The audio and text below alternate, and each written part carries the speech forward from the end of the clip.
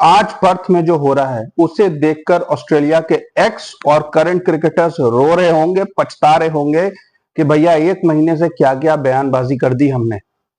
India ना सिर्फ Australia को हरा रही है मगर घसीट कर रगड़ कर इतनी बुरी तरीके से हरा रही है जैसे किसी बच्चे टीम को हराया जाता है, जैसे बांग्लादेश हारती है या फिर जैसे पाकिस्तान 2 महीने पहले तक हार रही थी।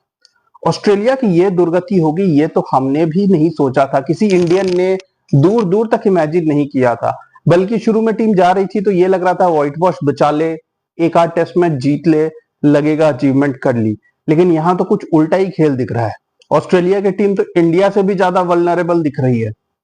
आपको ओवरऑल बता दूं कि 534 का टोटल चेस करते हुए ऑस्ट्रेलिया का स्कोर है 3 for 12, यानी 3 विकेट गिर गए सिर्फ 12 रन पे। और यह कमाल हुआ सिर्फ दिन के आखिरी 5 ओवर में। बुमराह को तो वो खेल ही नहीं पा रहे, बुमराह तो उनकी समझ के ही बाहर है। और सडनली फिर से ऑस्ट्रेलिया की बैटिंग में ऐसा लग रहा है कि पिच बदल गई है, जबकि गलती ऑस्ट्रेलियन बॉलर्स की थी। वसीम अकरम ने कमेंट्री के दौरान जब वाशिंगटन सुंदर और विराट कोहली की पार्टनरशिप चल रही थी, जो कि बहुत ही स्लो पार्टनरशिप थी, तो उसका रीजन था कि वाशिंगटन सुंदर के आने से ठीक पहले टीम इंडिया ने 10 रन के अंदर 3 विकेट गिर खो दिए थे। ऋषभ पंत एक बिल्कुल ही गलत शॉट, जो कि ऋषभ पंत के पैकेज में आता है, वो किसी दिन इस तरीके की चीज करते हैं। तीसरे चौथे बॉल पे ये आगे बढ़ गए, स्टंप हो गए 1 रन पे।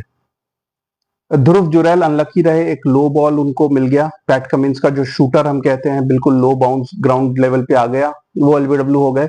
और उसके पहले यशस्वी जायसवाल एक एक्सीलेंट मैराथन इनिंग्स ऑफ 161 खेलकर आउट हुए।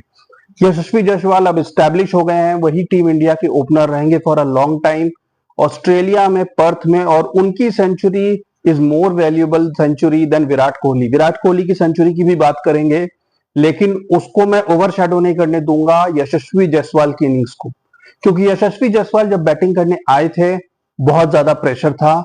उन्होंने अपने नेचुरल इंस्टिंक्ट्स को कर्ब किया, स्लो खेला और बाद में जरूरत पड़ने पर एक्सेलरेट किया। वो टीम इंडिया को उस पोजीशन पे ले गए जहां से विराट कोहली का काम सिर्फ इंडिया को एक फर्दर सेफ पोजीशन में ले जाना था।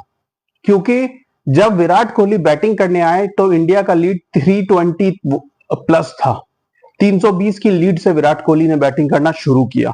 ऑफ कोर्स उनके लिए पर्सनली ये सेंचुरी बहुत मायने रखती है, लेकिन विराट कोहली अगर 50-60 पे भी आ जाते तो आउट हो जाते तो टीम इंडिया की इस करंट रिजल्ट पे बहुत ज्यादा फर्क नहीं पड़ना था। लेकिन ये सेंचुरी विराट कोहली और इंडिया के लिए जरूरी इसलिए है क्योंकि ये कॉन्फिडेंस विराट कोहली आगे के मैचेस में दिखा सकते हैं। क्योंकि विराट कोहली भी उन लोगों में से हैं जो अगर एक सीरीज में रन बना दें तो फिर वो पूरी सीरीज में परफॉर्म करते हैं। तो ये देखना होगा कि विराट कोहली को ये जो सेंचुरी आज मिली है, इसका फायदा विराट कोहली आने वाले टेस्ट मैचेस में टीम इंडिया को देते हैं कि नहीं। और मुझे पूरी उम्मीद है कि विराट कोहली परफॉर्म करेंगे। बट अब वापस आते हैं उस पॉइंट पर जो वसीम अकरम ने रेस किया। उन्होंने कहा कि ये दोनों बहुत स्लो खेल रहे हैं। टीम इंडिया उस सिचुएशन से रिकवर कर चुकी है, लीड भी अब अच्छी खासी हो चुकी है।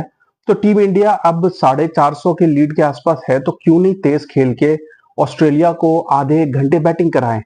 उस पर बाकी दोनों कमेंटेटर्स इंक्लूडिंग जो इडियट संजय मांजरेकर है, जिसकी मैं कई बार बात करता हूं, उनका कहना था कि नहीं नहीं बैटिंग करो, आराम से सेफ्टी के लिए जाओ, कल भी एक सेशन बैटिंग करनी चाहिए इंडिया को। तो वसीम अकरम ने कहा कि मगर ये टायर्ड हैं और मुझे नहीं लगता कि टेस्ट क्रिकेट में पर्थ में आखिरी दिन 500 रन चेज होने वाले हैं 4th इनिंग्स में। मगर संजय मांजरेकर अपनी डिफेंसिव स्ट्रेटेजी पे थे और वसीम अकरम कह रहे थे कि मेरे ख्याल से तो अब तेज खेलना चाहिए टीम इंडिया को। फिर वाशिंगटन सुंदर डिसमिस हो गए और नीतीश रेड्डी शायद उस इंस्ट्रक्शन के साथ आए थे कि तेज खेलना है। नीतीश रेड्डी आए, आते ही उन्होंने 3 बाउंड्री मारी। विराट कोहली से भी कुछ बातचीत हुई। विराट कोहली ने भी अगले ओवर में नेथन लैन को एक स्ट्रेट 6 मारा। फिर मार्नस लाबुशान जो उस टाइम बॉलिंग कर रहे थे उनको 2 बाउंड्री मारी। और फिर इन दोनों ने आखिरी आधे घंटे जम के एंटरटेन किया और एंड में विराट कोहली की सेंचुरी ही वो पॉइंट बनी जब टीम इंडिया ने डिक्लेरेशन दिया। नीतीश रेड्डी ने फिर से इंप्रेस किया, जितनी देर भी वो रहे। 38 की इनिंग्स खेली, लेकिन जितनी भी देर वो रहे कहीं से भी ऐसा नहीं लगा कि उनका डेब्यू है। वो डोमिनेट कर रहे थे, जबरदस्त हिट्स लगा रहे थे। और कमेंटेटर कह उठे कि भाई अगर ये आईपीएल में नहीं बिका होता तो आज की बैटिंग देख के ही इसे रिकॉर्ड अमाउंट में खरीद लिया जाता, क्योंकि एक फास्ट बॉलिंग ऑलराउंडर है।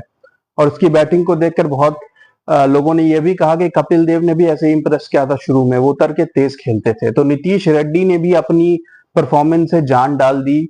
विराट कोहली जब बैटिंग करने आए तो स्कोर था इंडिया का स्कोर 275 फॉर 2।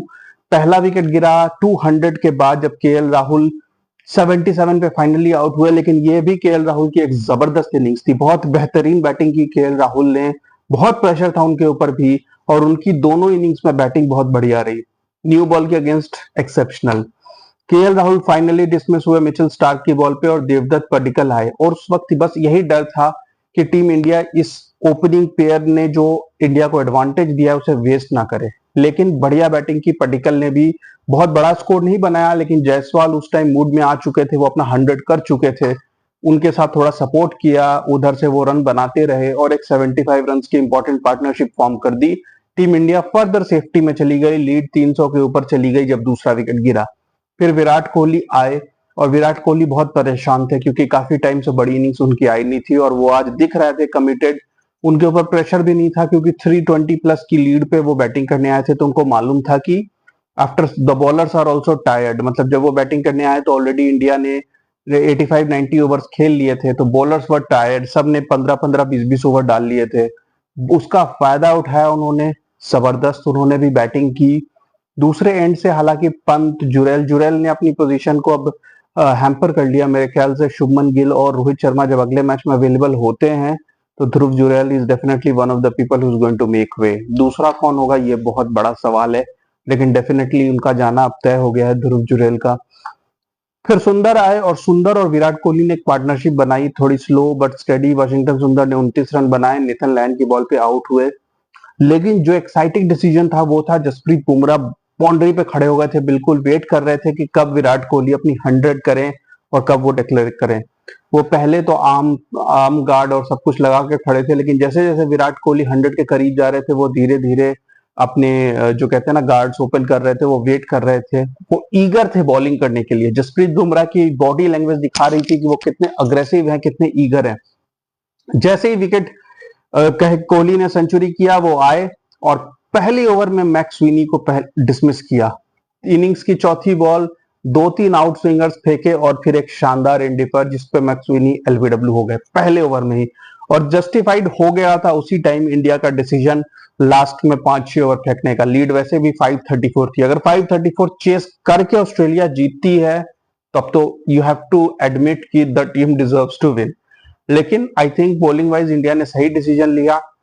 उसके बाद पैट कमिंस आए।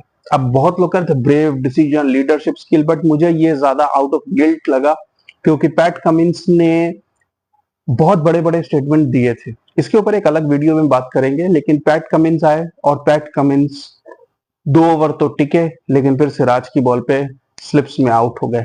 और बाद में आए मार्नस लाबुशान, जिन्हें सिराज ने थोड़ा चढ़ाने की कोशिश की और सिराज से तो आउट नहीं हुए, लेकिन अगले ओवर में वो एक बॉल लीव करते हुए आउट हो गए, जो जसप्रीत बुमराह ने फिर से एक इन स्विंगर फेंका। पिच में लो बाउंस है। वसीम अकरम और बाकी क्रिकेट एक्सपर्ट्स भी कह रहे थे कि ऑस्ट्रेलियंस हार्ड लेंथ जो हिट कर रहे हैं वो स्टंप्स को अटैक करना चाहिए। ऑस्ट्रेलियंस ने सिर्फ 6% डिलीवरी स्टंप्स पे फेंके, जबकि जसप्रीत बुमराह ने इन 5 ओवर में ही कम से कम 6 से 7 बॉल स्टंप्स पे फेंके और 2 पे विकेट मिल गए। यही डिफरेंस है बुमराह की क्लास में बाकी बॉलर्स के ऊपर। Keep watching guys, thank you.